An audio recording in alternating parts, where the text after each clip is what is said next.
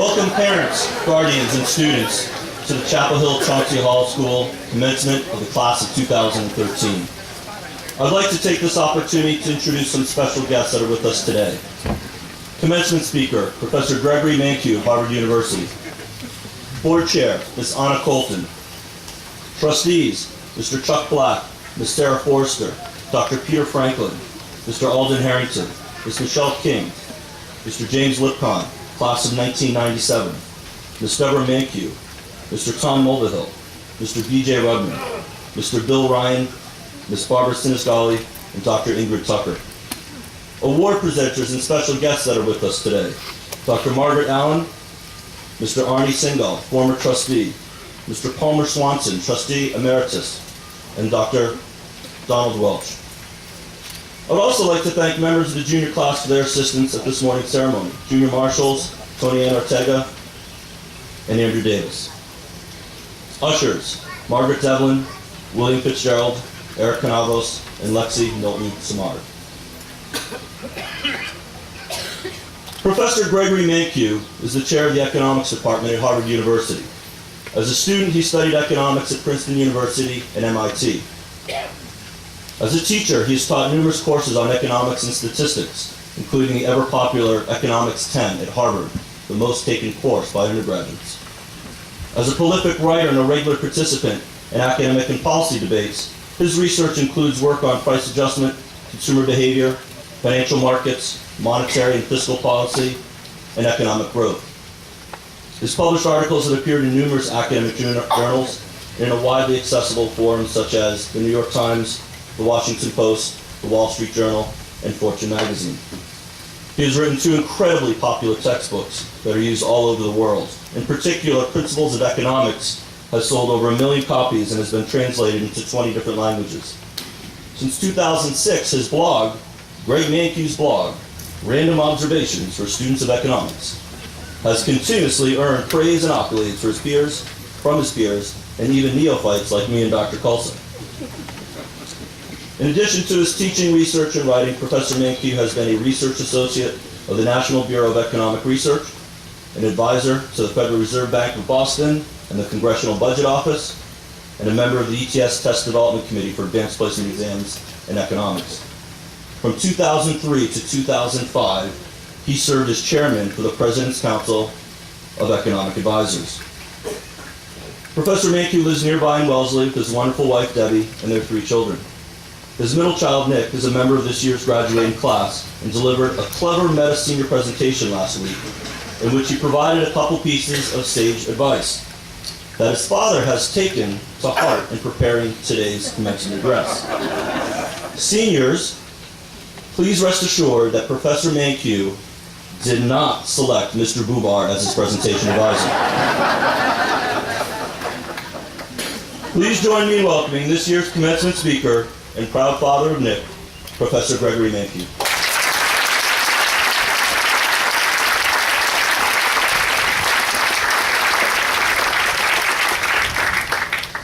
Mr. Conrad, members of the faculty, trustees, parents, family, friends, and students of the class of 2013. Congratulations to all of you.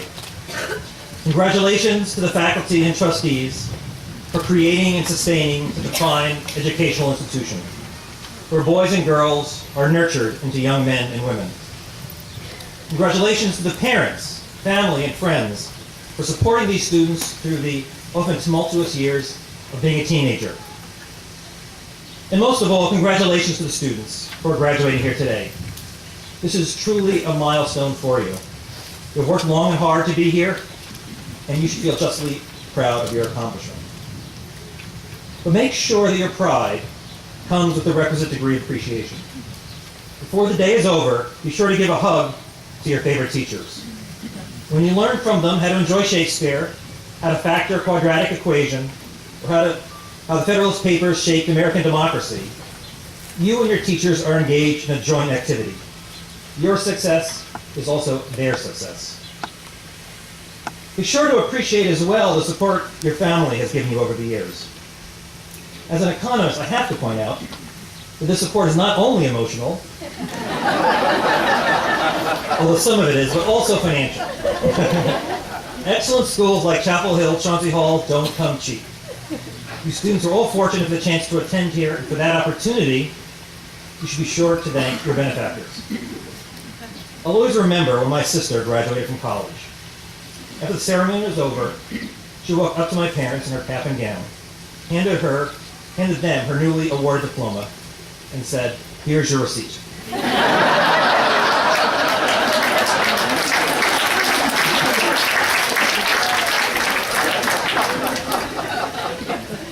I'm often struck by the fact that graduation ceremonies are called commencements. As you know, the word commencement comes from the word commence, which means begin. Commencements are not so much the end of one experience as the beginning of another. To be sure, we're here to celebrate your completion from high school, but even more so, we are here to send you off into the world. You can find your place in it and pursue your passions. In the years to come, you'll have more autonomy. You won't have teachers and parents looking over your shoulder. You won't have weekly progress reports on podium. You will have the power to make more of your own decisions. Most likely, you may find that prospect at the same time both thrilling and frightening. When you're at college making your own decisions, you can pull out your laptop and play Grand Theft Auto 24 hours a day. But making more of your own decisions also means accepting more of the blame for your mistakes. Always remember the lesson of Spider-Man. With great power comes great responsibility. And it's an honor to be able to speak with you today. When Mr. Conrad invited me, he suggested that maybe as a professional economist I could talk with you about the future economy that you will soon be entering and in which you will spend your lives. It is true that as an economist I know precisely what the future holds.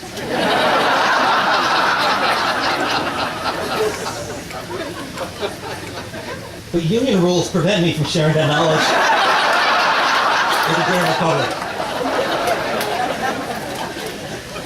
So we economists usually just make stuff up. And it often turns out to be wrong. So I won't burden you with those made-up stories today. What I'd like to do instead is share with you a few real stories about my own journey through life. Trite as it may sound, life is just a long learning experience. I hope these stories will illustrate a bit of what I've learned and maybe help guide you along the way. My narrative begins in 1965. Lyndon Johnson is president, and everyone is listening to the Beach Boys and the Beatles. I am in the second grade. At the time, I attended school in Cranford, New Jersey, where I grew up. It was a typical suburban public school. A short walk from home, nice playground, good teachers. But the classes were much larger than anything you would ever see here at Chapel Hill-Chauncy Hall. I am sure this school worked well for many of the kids there, but it did not work for me. I was relatively shy. I usually sat in the back of the classroom. My main goal was to make it through the day without getting noticed. Most of the time I succeeded. One day, the teacher called my mother and asked her to come in and meet with her. So my mother came to school after class. The teacher explained they had given the entire class some kind of standardized aptitude test. "Mrs. Mankiw," the teacher said, "Greg did well. We were very surprised."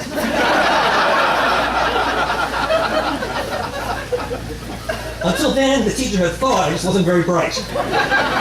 And given my lackluster performance in class, that was a reasonable inference for her to make. But it turned out not to be correct. It was then that my parents realized I was in the wrong place. They understood that the teachers there barely knew me, and that while I could survive there, I wouldn't thrive. Soon thereafter, they pulled me out and sent me to an independent school where I stayed through high school. The school they sent me to was a lot like this one. It had small classes and a tight-knit community. No student could ever hide in the back of the class, like I had until then.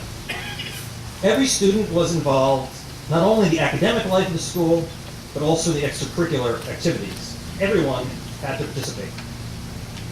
For me, this change in school worked wonders. I was not a great athlete, but I ended up captain of the fencing team. I was not one of the cool kids, but I was president of the chess club. I was not a diligent enough student to be valedictorian, but I was a far better student, having been an active member of the school community. So here's my first lesson. Communities matter. Communities influence your behavior and shape who you will become. So choose your communities wisely. Whereas the right community for one person is not necessarily the right community for another. Find a place that will support you and push you to be a better person, as this school has. So far in life, your parents have often chosen the communities for you. But going forward, this is going to be more of your responsibility. Okay, fast forward to my own high school graduation. It's now 1976. Gerald Ford is president. Everybody's playing Bruce Springsteen's breakthrough album, Born to Run, and Bob Dylan's Blood on the Tracks, which you should know is Bob Dylan's best album. It's a very important fact to know in life. At the time, I was a school math geek. I took all the hardest math classes, took more math classes on weekends at a nearby university. So in the summer before my senior year, a summer activity focused on math and astrophysics. I won the school math prize. I thought I was pretty hot. Well, you get the idea. When I went to college the next fall, I started off as a math major, thinking I would end up a professional mathematician. I was doing what economists call pursuing your comparative advantage, which means doing what you are good at compared with other people. I thought if I was so good at math, compared with my high school classmates, it makes sense to turn that talent into a career. But then, something happened. I met other students who were really good in math. I mean, really good. These are the kind of kids who not only took hard math classes and did well in them, but they spent their free time competing in the International Math Olympiad. They were in a completely different league than I was. I felt like I was the most valuable player on my little league team. All of a sudden, I was practicing with the Red Sox. Over time, I realized that I was pretty good in math, but far from a star. I was good enough to take college-level math classes and pursue a more quantitative career, but I was probably not cut out to become a professional mathematician. So here's my second lesson for you. You may think you're good at something. You may think you know what you should spend your life doing, but you may well be wrong. You will learn a lot about yourself during your first few years of adulthood. Be prepared to change your mind about your path in life and about your self-image. I know I certainly did. Now, I realize that this lesson is a bit of a downer, but don't worry, the story's going to get better. During my first year in college, like most people, I made a lot of new friends. One of them was a young man named Richard Greenberg. Academically, Richard and I were about as different as two people can be. I was a math science guy, Richard was into the arts. In fact, it's hard to imagine we had anything in common other than happening to be thrown into the same freshman dorm. But for some reason, we got along splendidly, and we always enjoyed each other's company. We became roommates for the rest of our college years. As I mentioned, Richard was very much into the arts, but he wasn't sure where his niche was, what his comparative advantage was. Should he be an actor, an opera singer, a novelist? We tried out a variety of paths when we were in college. When we graduated, he still had a little idea which way to head, but he kept experimenting. He started a PhD in English literature, thinking he might become an English professor. But after a year, he dropped out of the program. It wasn't quite right for him. Now, at the time, it looked like Richard was floundering. Indeed, he was. Sometimes floundering is what you need to do as a young adult, as you try to figure out your place in the world. But before you let yourself off too easy, I should point out that not all floundering is created equal. Richard's floundering was the best kind. It was never lazy, or aimless, or paralyzed by fear and indecision. Rather, it was energetic, purposeful, and passionate. For each activity he tried, he gave it his all. And each activity taught him something about the world and about himself. So how did it all end? Well, Richard did not become an actor, or an opera singer, or a novelist, or an English professor. Instead, he eventually went on to become a playwright. He now has had more than 25 plays produced on or off Broadway. One of his plays, Take Me Out, tells the story of a gay baseball player and the media reaction to his coming out. In 2003, it won the Tony Award for Best Play. Meanwhile, as Richard was spent his college years trying to find his niche in the arts world, I was doing much the same in more quantitative fields. My epiphany came to me in a most unexpected way. During my freshman year in college, I started dating a young woman who happened to be in the same dorm floor as Richard and I. She also happened to be taking a freshman course in introductory economics. Those coincidences changed my life. She used to come back from her economics class and tell me what she was learning. To my surprise, I found it fascinating. I entered college with little idea of what economics was, and little intention to study it. But from what she told me, it seemed that what she was learning was far more interesting than anything I was learning in any of my classes. So the next semester, I started taking economics classes, and I really liked them. And it turned out I was pretty good at them. Eventually, I switched my major from math to economics. I went on to get my PhD and have been a professor of economics at Harvard for almost 30 years, as well as an economic advisor to presidents and presidential candidates. It has been a great career for me. And it all began with some offhand conversations I had during my freshman year of college. This brings me to my third lesson. Your niche in life, your comparative advantage, is out there waiting for you. You may not find it immediately. It may present itself to you in an unexpected time and an unexpected place. But be sure to be ready with an open mind. One last story. Fast forward 4 more years. It's now March 1981. Ronald Reagan has just moved into the White House, and talking heads are starting to make it big in the music world. I'm in my first year of a PhD program in economics at MIT. It's spring break, and I'm heading home to visit my parents in New Jersey. I'm taking the Red Line to South Station, where I plan to board an Amtrak train heading south. I spot a girl toward the other end of the subway car. She's cute. I guess she's about my age, maybe a bit younger. She's probably a student too, I think to myself. I wonder, how can I meet her? It turns out that we both exit the T at the same station. We both start walking in the same direction. We both get in line to buy our train tickets. I'm behind her. She doesn't notice me. It is actually fortunate. If she did, she might think I was a stalker.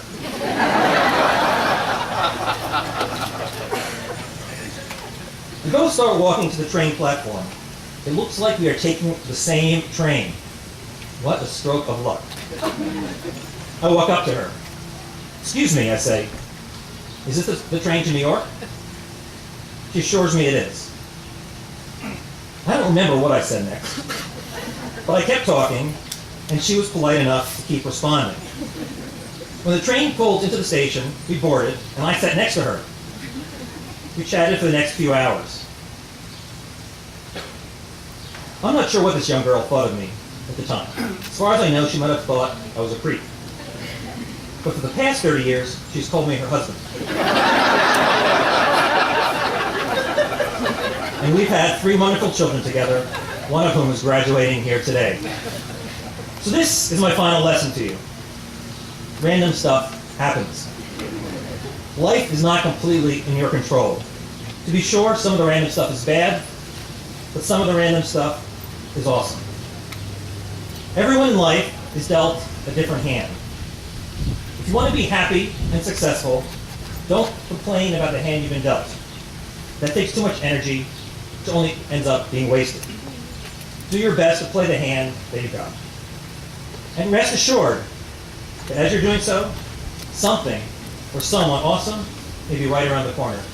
Thank you very much.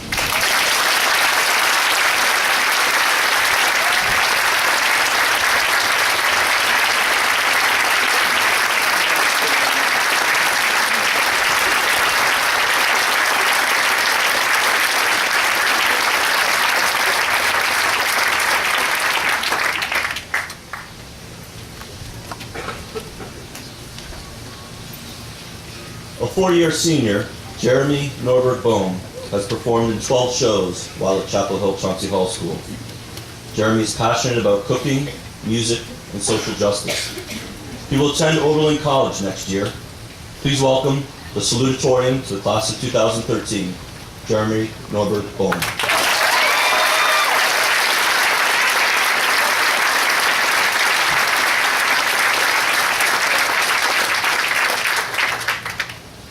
The senior class can become ungrateful the senior class can become tired of one another.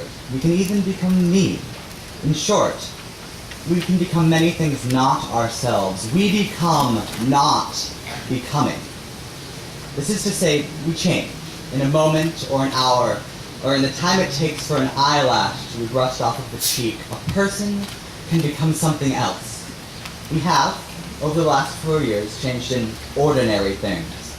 Learning how to brush our hair and how to smile without teeth for pictures.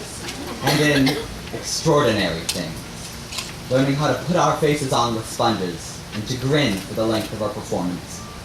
During freshman year, as we rehearsed for the Winter Musical Chicago, Mr. Jandro, God bless him, implied a little rudely that I should shave my upper lip. The grooming of facial hair is now a daily habit for me, as it is for many of the people on the planet. CHCH taught us to become socially acceptable in our appearance. The fact that Chapel Hill taught us to be socially normative in any way is a small miracle. So much so that if our mascot weren't already a horse, it would probably be a mythical creature called the idiosyncrasy. In my mind, this magical beast has a walrus body, dragon wings, and a unicorn horn for good measure. This idiosyncratic senior class has now survived the customary rites of passage.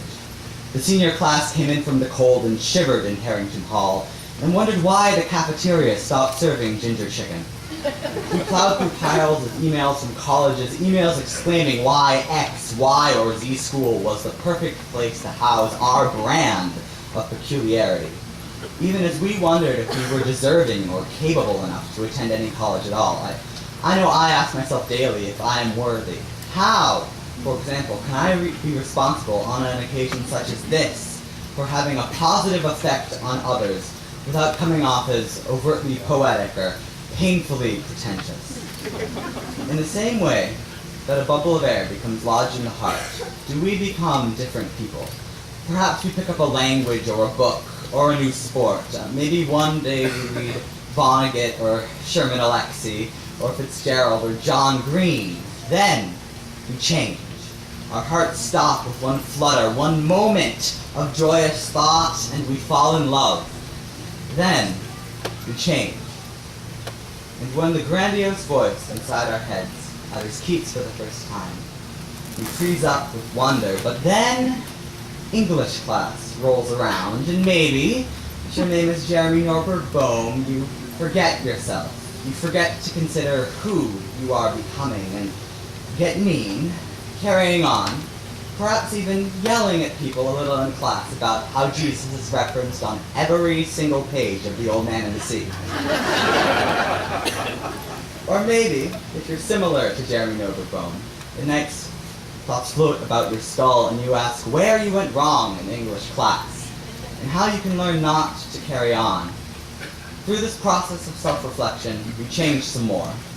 I spent a great deal of time considering how I could learn to listen and engage in genuine conversation.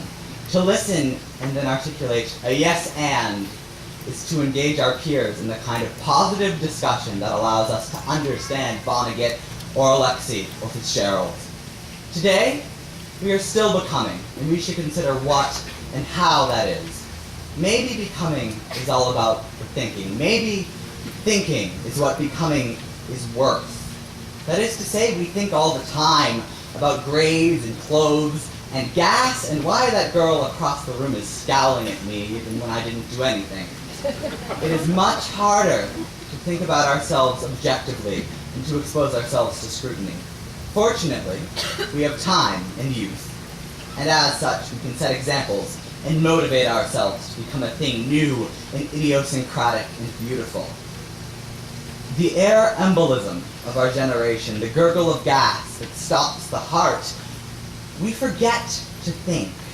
Our hearts are seized not by joyous thought, but by thoughtlessness. In our moments of change, we forget to think all the possibility that exists in forging imagination and engaging in creative altruism is lost to phones and phonetic subtitles.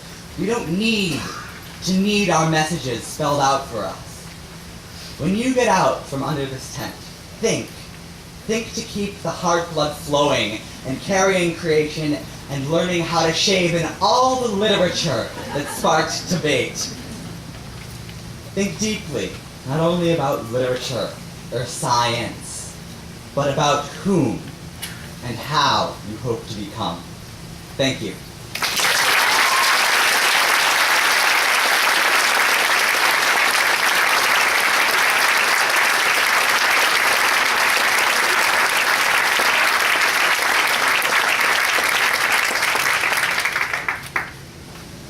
The valedictorian of the class of 2013 is Ann Haven King. Though originally from the South, Ann now lives in Weston and has been a student at Chapel Hill-Chauncy Hall since her freshman year. Ann plans to double major in communications and theater at Tulane University. Ann.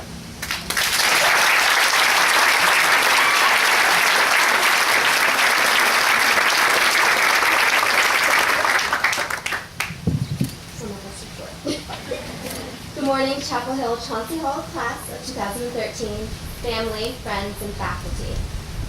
20 years ago today, on June 1st, 1993, we were little more than a distant twinkle in our parents' eyes. We've tied our first shoes. In nearly 2 decades, we've had great experiences. We've tied our first shoes, we've learned to read, we've played countless soccer games, walked across many stages, and made lifelong friends.